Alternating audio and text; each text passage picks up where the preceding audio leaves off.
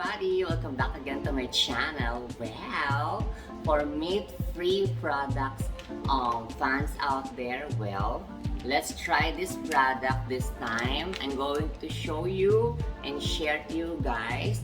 We're going to fry Unmeat meat-free Hungarian sausage. So let's try this. I'm going to share my say about this product and also my review. So it says that it's 100% plant-based and it's a product of the Philippines.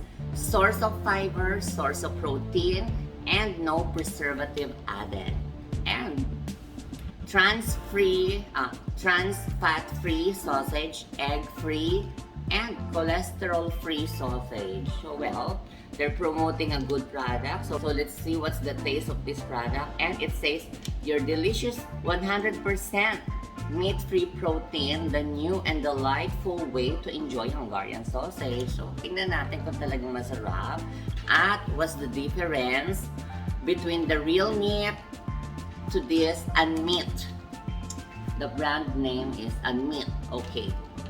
Anyway, it's a product of the Philippines from Century Pacific Food Incorporated. So then, let's start cooking and frying this sausage. But before that, don't forget to subscribe to my channel and like this video and check out my other recipes here and also my other reviews. Please check out my playlist and like my Facebook page.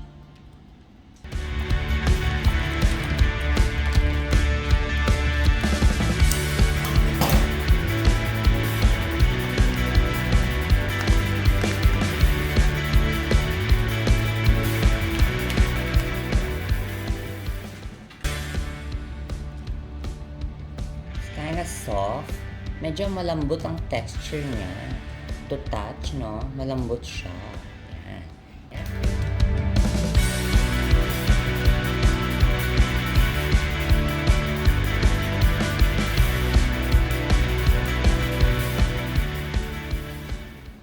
So yes, it's ready. Here we go. Let's start frying this 100% meat-free Hungarian sausage. I'm going to fry it. Yay! Yeah! Okay.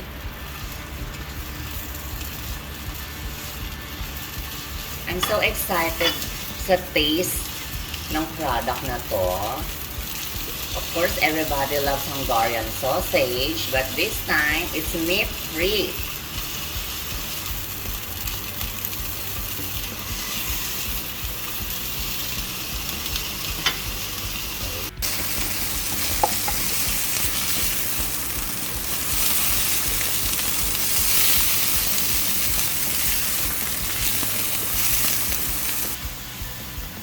It smells really nice.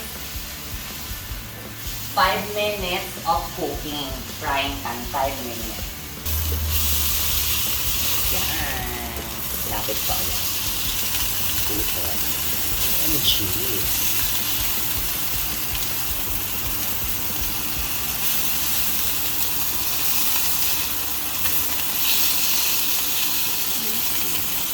I'm excited to taste this product. It's Unmeat because meat-free 100%. I wanna review it. Yes, it's done. It's ready. Turn off na natin. Yeah. Ready na yung ating meat-free 100% Hungarian sausage.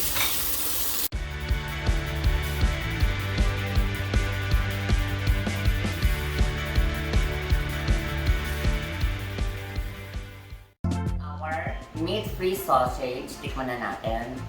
Let me have my first bite. Okay, lapit mo. Yeah.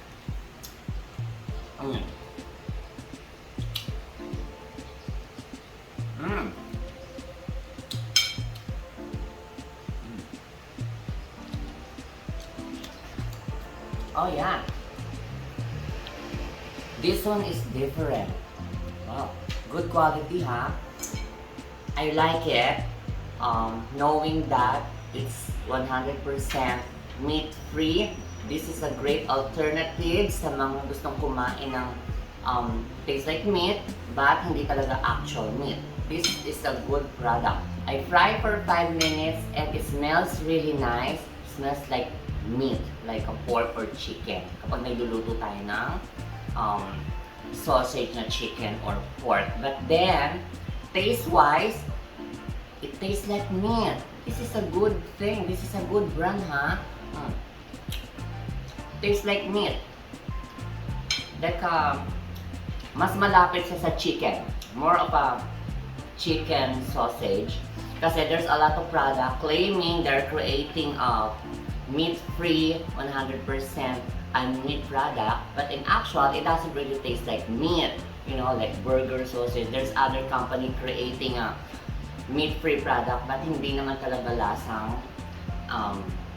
burger or sausage. But this time, this product, lasa siyang meat, tastes like meat, and hindi naman siya meat. So this is a good product. Well, that's my review. Ang bango. Ang bango-bango niya.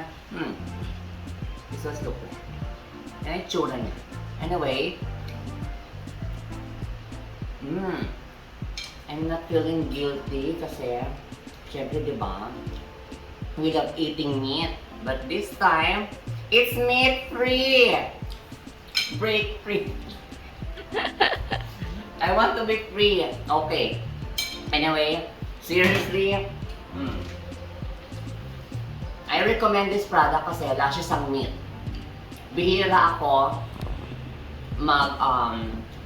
mag-agree sa mga product na they claim, oh, it's a meat-free, tastes like meat, but hindi naman talaga lasang meat. But this time, I assure you, lasa siyang meat. And I'm proud it's made in the Philippines, a product of Philippines, by Century Pacific Food. Anyway, don't forget to subscribe to my channel and like this video, check out my other videos, and check out my playlist and like my Facebook page kung ayaw nyung masaktan. So, in one pack, 4 pieces siya. 5 minutes of frying. So, thank you for watching this video and sana nagustuhan nyo. Hope you like this video and this episode. See you again to my next vlog. And again, don't forget to subscribe to my channel. Bye-bye.